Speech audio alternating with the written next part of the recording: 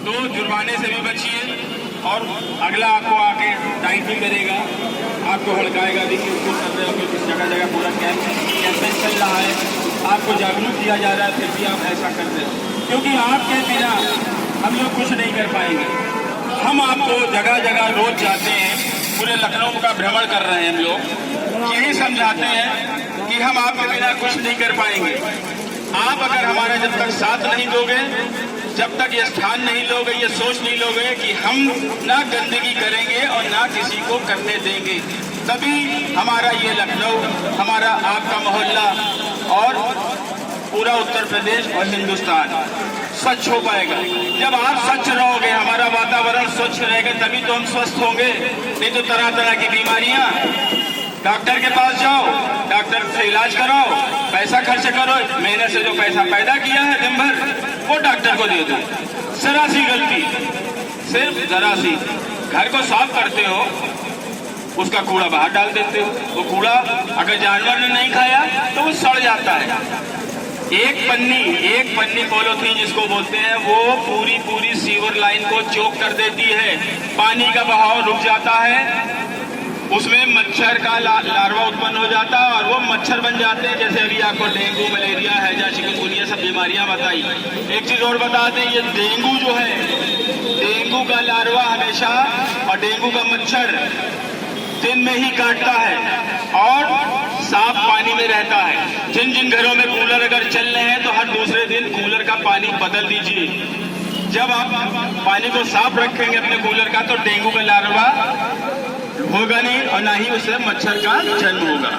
तो थोड़ी सी सावधानियां, मुश्किल से 5 से 7 मिनट 10 मिनट अगर आप ऐसा कर लेंगे तो वो दिन दूर नहीं है। जो ये हमारी धरती माता, हम तो आजाद हो गए हैं, लेकिन अभी एक आजादी नहीं मिली है।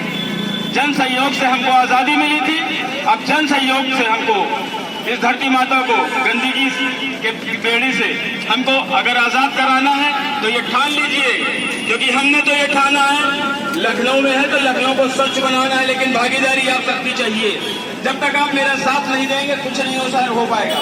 क्योंकि आप अगर साथ देंगे, हमारे कंधे से कंधा मिलाकर चलेंगे, एक एक आदमी को जागरूक करेंगे, जिस तरह हम कर रहे हैं, उसी प्रकार से लखनऊ आपका स्वच्छ हो जाएगा, बीमारी यहाँ से भाग जाएगी। फिर उत्तर प्रदेश तुम्हारे घर का कूड़ा कचरा कहा जाता है, पका के खा जाते हो कि कहीं फेंकते हो? कूड़ा करना में पका के खाने वाली चीज है, खाना पका कूड़ा पका खाए। सकल तुम्हारे कूड़े वाली लगती है ना, इसीलिए।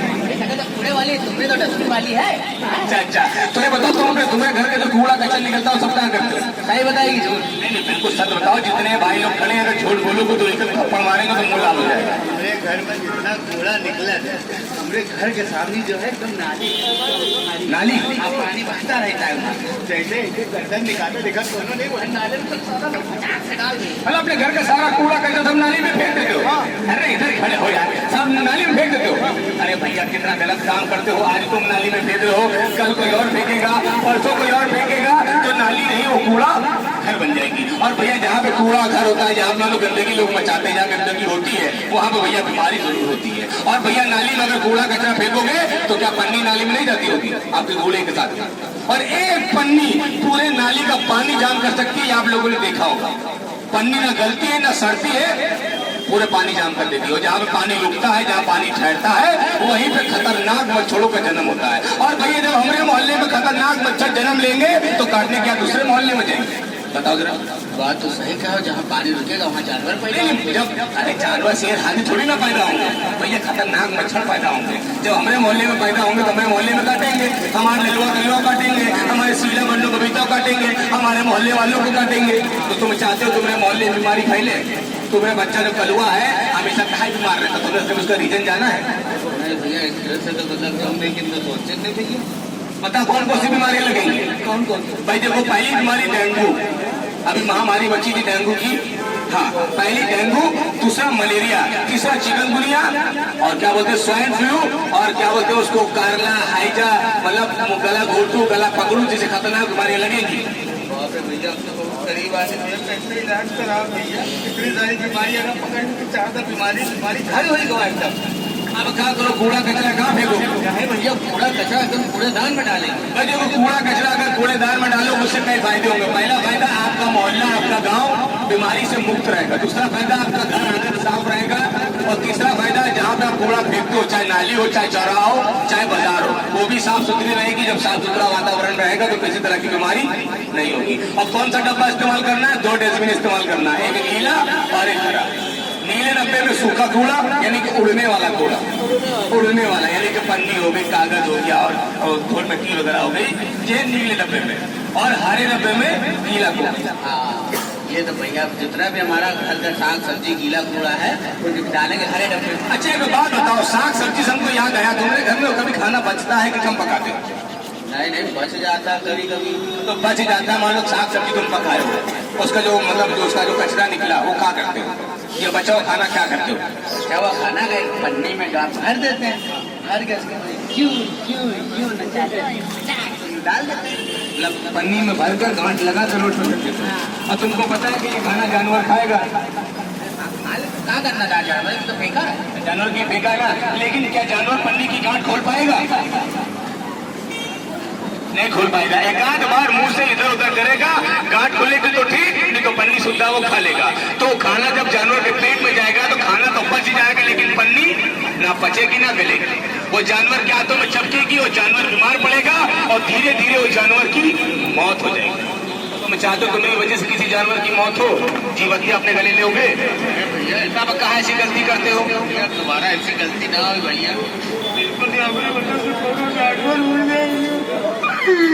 तो बढ़िया सोचे नहीं भैया, दोबारा मुझे ऐसी क्यों नहीं की।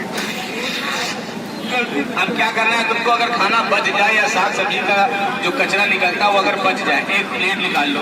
घर में प्लेट है तो होगी की कम है, ज़्यादा प्लेट है ना, तो उसमें से एक प्लेट निकाल लो जानवर के नाम से। उस प्लेट में आप साग सब्जी के जो कचरा है वो रख लो, या फिर जो आपके घर में खाना बचा है वो रख लो, और अपने दरवाजे धर दो। कोई जानवर आएगा खाना ही खाएगा, आपकी प्लेट नहीं खा जाएगी। प्लेट आपकी वहाँ रखी रह जाएगी, प्लेट उठा के फिर धर लो। फिर कचरा निकले साग सब्जी का या फिर बचा हुआ खाना निकले तो उसको उसी प्लेट में धर के फिर दे दो। तो ये आप पुण्य कमाओगे। और पन्नी में बांध के फेंकोगे तो पाप लगेगा तुमका, पाप। अब मरोगे तो जानवर की मौत ही मरोगे तुम। हाँ तो अब क्या करोगे? क्या करोगे? अब फेंकेंगे, आप कौन सा कूड़े था? हरा डब्बा नीला डब्बा। तुमका ऐसे समझ में नहीं आ रहा। हम अपने जागरूक चाचा को बुला रहे हैं, जब तुम्हारे 2 ही हाथ लगाएंगे कान के नीचे, 4 हाथ लगा देंगे। नहीं ये आया है लेकिन उसका अंदा पता ही नहीं, आने तो उसकी खबर लेते हैं, फिर आवाज लगा तो नहीं चल गया।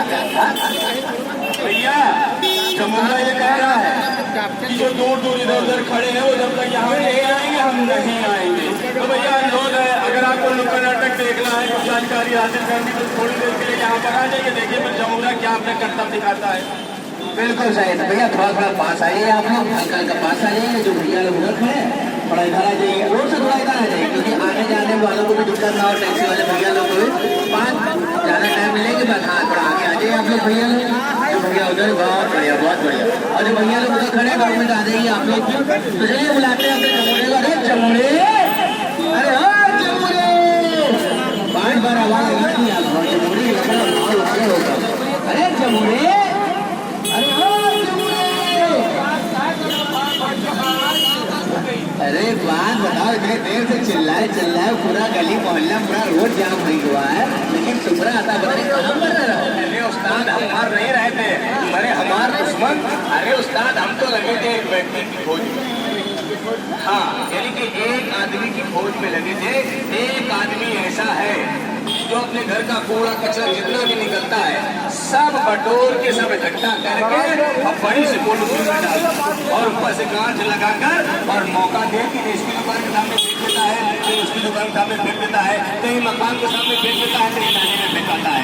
तो हमारे साहब ने कहा उस आदमी की, उस व्यक्ति की खोज में लग जाओ और जब वो कूड़ा फेंके तो उसका फोटो निकाल लो। तो आज उस्ताद हमने बहुत बड़ा काम कर दिया, क्योंकि फोटो खींच ली। आज हमने उसकी कूड़ा फेंकते हुए फोटो निकाल ली है और ये फोटो भेजेंगे बड़े साहब का और बड़े साहब काटेंगे उसका चला।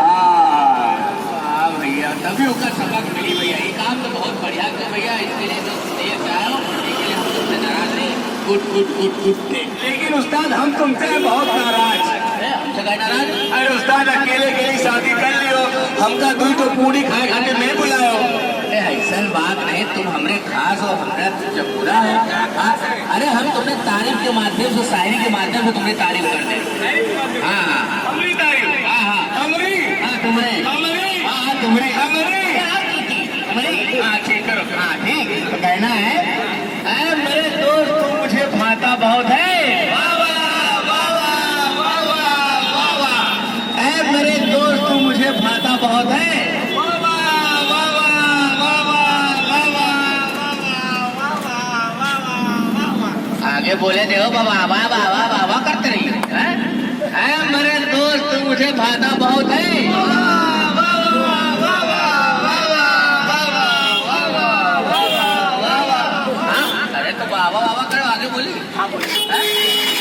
मैं तुझे अपनी शादी में बुलाता मगर तू खाता बहुत है, बाबा बाबा बाबा बाबा बाबा नहीं करो। उस्ताद तुम्हें तारीफ कर रहे हो, बुराई कर रहे हो, तू पूरी चाट रसगुल्ले खाते का ज्यादा खाते हैं। इसलिए थोड़ी हम कभी मना किया तुमका खाए पी के लिए, तो तारीफ कर रहे हैं तुम। अब उस्ताद हम तारीफ तुम ही करेंगे। यहाँ जितने भाई खड़े हैं सब लोग अपने अपने कान साफ कर लो।